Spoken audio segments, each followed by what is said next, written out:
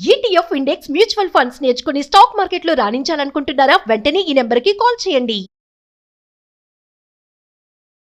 నమస్తే, welcome back to Suman TV. నేను మీ సంజయ్. ఈ రోజు మనతో పాటు ఉన్నారు గ్రీన్ కార్డ్ ఎక్స్పర్ట్ మరియు immigration law consultant advocate Aditya Mallila గారు. సార్తో మాట్లాడి కొన్ని విషయాలు తెలుసుకుందాం. నమస్తే సార్. నమస్తే అండి.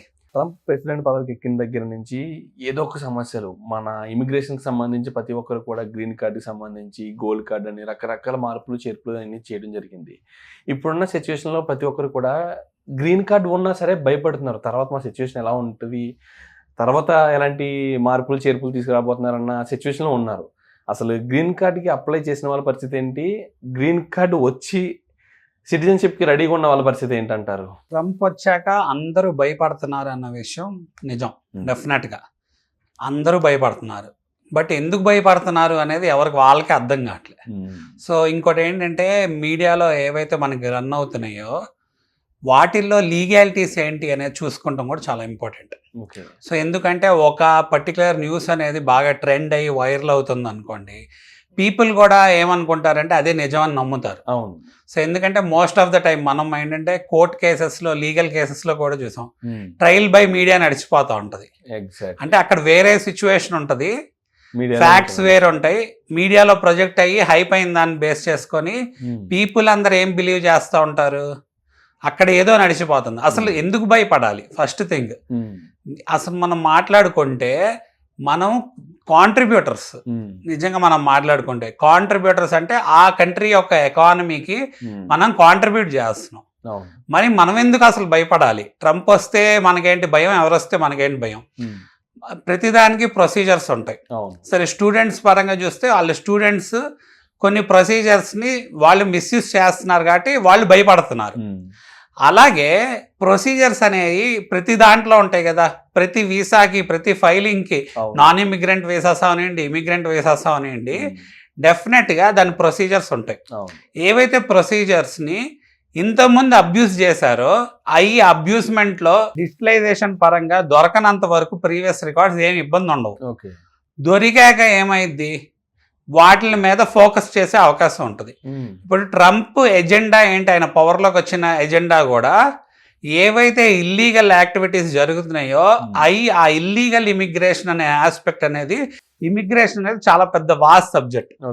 ఇల్లీగల్ ఇమిగ్రేషన్ అనే ఫోకస్ బేస్ చేసుకొని ఆయన ఆ ఎజెండాని బేస్ చేసుకొని పవర్లోకి వస్తాం జరిగింది.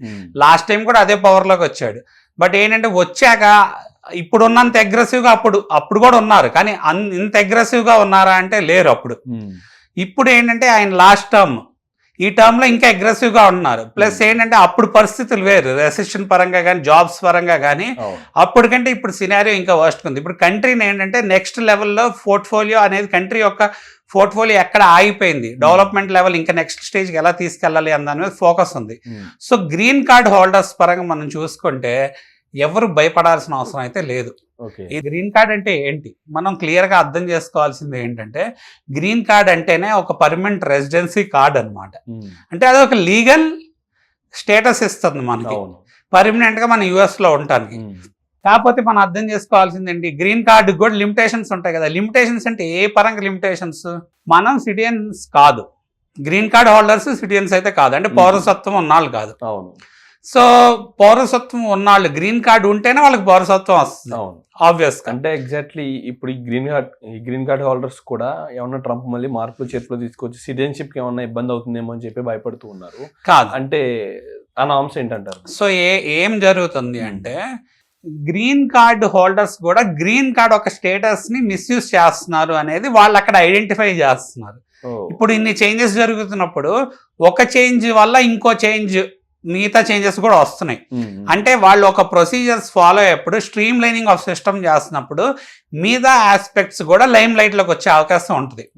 సో ఏమవుతుంది, గ్రీన్ కార్డ్ హోల్డర్స్ సిచ్యువేషన్లో ఇప్పుడు ఒక పర్టికులర్ కేసులో వెళ్ళి ఒక టెర్రరిజంకి రిలేటెడ్, లేకపోతే ఏంటంటే కంట్రీ యొక్క అగ్రెషన్, అంటే ఇంటర్నల్గా కానీ ఎక్స్టర్నల్గా కానీ అగ్రెషన్ రైజ్ చేసే ఆస్పెక్ట్లో ఒక గ్రీన్ కార్డ్ హోల్డర్ ఇన్వాల్వ్ అయ్యారు అనుకోండి, మరి వాళ్ళు దాన్ని లైట్గా తీసుకోరు కదా. ఎందుకంటే కంట్రీలో థ్రెట్ అనేది ఫామ్ అవుతుంది. అంటే నువ్వు కంట్రీని ఇన్ఫ్లుయెన్స్ చేస్తున్నావు, లేకపోతే ఇంపాక్ట్ చేస్తున్నావు. ఇప్పుడు గ్రీన్ కార్డ్ హోల్డర్ సిటిజన్గా మారినప్పుడు తనకి రైట్స్ ఉంటాయి. సో అలానే మనకి యుఎస్ కాన్స్టిట్యూషన్ లో first amendment bill of rights పరంగా మనం చూసుకున్నా కాన్స్టిట్యూషనల్ ఫస్ట్ అమెండ్మెంట్ ఏంటి, ఇప్పుడు ఇక్కడైనా మనకి ఇండియాలో కూడా వాక్ స్వాతంత్రం అనేది ఉంటది, స్వేచ్ఛ ఉంటది. స్వేచ్ఛ ఉంది కదా అని చెప్పి ఇష్టమైనట్టు ఏది పడితే అది మాట్లాడి పీస్ఫుల్ ప్రొటెస్ట్ చేయొచ్చు పీస్ఫుల్ గా, లేకపోతే లీగల్ గా నువ్వు ఏంటంటే ఒక రిప్రజెంటేషన్ ఇవ్వచ్చు రిటర్న్ గా కానీ ఒక ప్రొసీజర్ వైజ్ గా.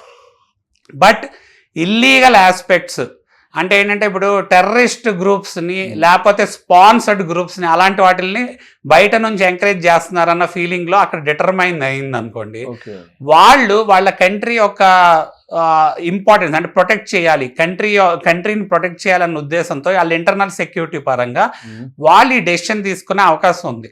సో రివోకేషన్ ఆఫ్ గ్రీన్ కార్డ్కి వెళ్ళినప్పుడు ఊరికే అలా స్లైట్ అవే అలా రివోక్ చేసేలేరు వాళ్ళవి కూడా గ్రీన్ కార్డ్స్, ఎందుకంటే కోర్టు కూడా వాటి మీద స్టే ఆర్డర్ ఇచ్చి ముందు పరిశీలించి ఏంటి నిజంగా వీళ్ళు పాల్గొన్నారా లేదా, అలా పాల్గొంటే నిజంగా వీళ్ళ యాక్ట్ ఏంటి అన్న దాన్ని బేస్ చేసుకొని రివోక్ చేసుకునే అవకాశం ఉంది.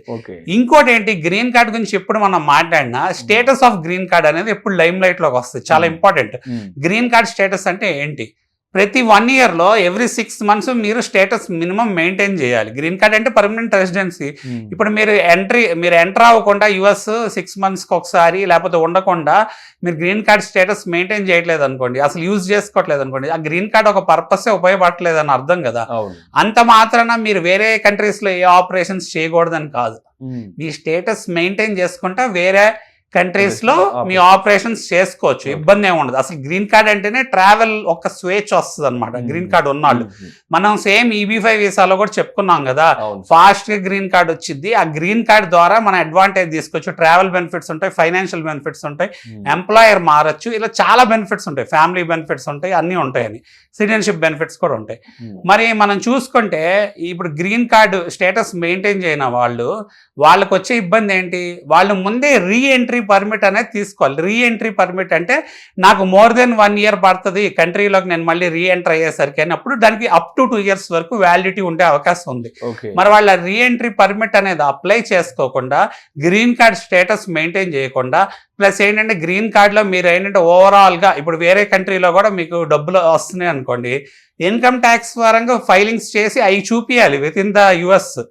మరి అవన్నీ మీరు చేయనప్పుడు డెఫినెట్ గా వాళ్ళు మీకు క్వశ్చన్ చేసే అవకాశం ఉంటుంది, లేకపోతే పోర్ట్ ఆఫ్ ఎంట్రీ దగ్గర ఆపే అవకాశం ఉంటుంది. మనకేమవుతుంది, మన వాళ్ళు సిటిజన్స్ అయిపోయినాక పేరెంట్స్ కి గ్రీన్ కార్డ్ ఫైల్ చేస్తారు. సరే పద్దాగా పేరెంట్స్ వెళ్ళి రావాలి అంటే జస్ట్ విజిట్ వీసా మీద కూడా వెళ్ళి రావచ్చు, బట్ గ్రీన్ కార్డ్ అయితే ట్రావెల్ ఫ్లెక్సిబుల్ గా ఉంటది అని చెప్పి గ్రీన్ కార్డ్ ఆప్ చేయడం జరిగింది.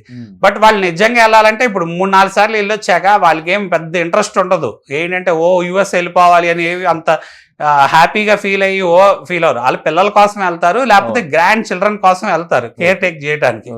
మరి వాళ్ళు ఎక్కువ రోజులు ఇక్కడ ఉండిపోయి స్టేటస్ మెయింటైన్ చేయలేదు అనుకోండి, లైక్ లెట్స్ ఓల్డ్ ఏజ్ వల్ల అవనండి, లేకపోతే వాళ్ళకి లాంగ్వేజ్ కూడా సరిగ్గా రాకపోవటం వల్ల అవనండి, అప్పుడు కొంచెం ట్రబుల్లో పడే అవకాశం ఉంటది కదా, వాళ్ళ క్లారిటీ మెయింటైన్ చేయనప్పుడు.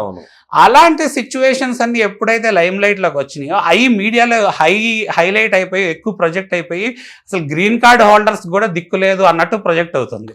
సో గ్రీన్ కార్డ్ హోల్డర్స్ అంటే మనకి ఇట్స్ హై ప్రివిలేజ్డ్ డెఫినెట్ గా.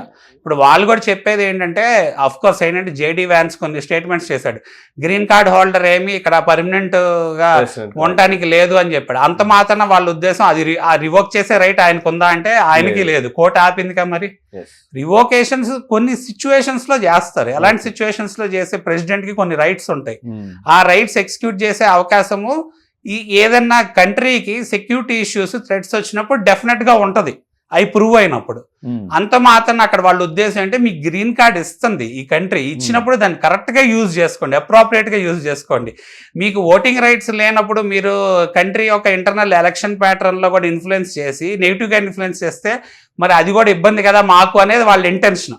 మరి ఎక్కువ మంది డిఫరెంట్ కంట్రీస్ నుంచి ఉంటారు కదా, సో మనం ఏంటంటే దాన్ని రైట్ఫుల్ గా ప్రొజెక్ట్ చేయాలి. సో గ్రీన్ కార్డ్ రావడానికి మనకి ఏమున్నాయి మార్గాలు అనేది కూడా మనం డిఫరెంట్ వీడియోస్ లో ఇప్పుడు hundreds of videos లో ఫాస్ట్ గా రావడానికి ఉన్న మార్గాలు ఏంటనేది కూడా డిస్కస్ చేసుకోవడం జరిగింది.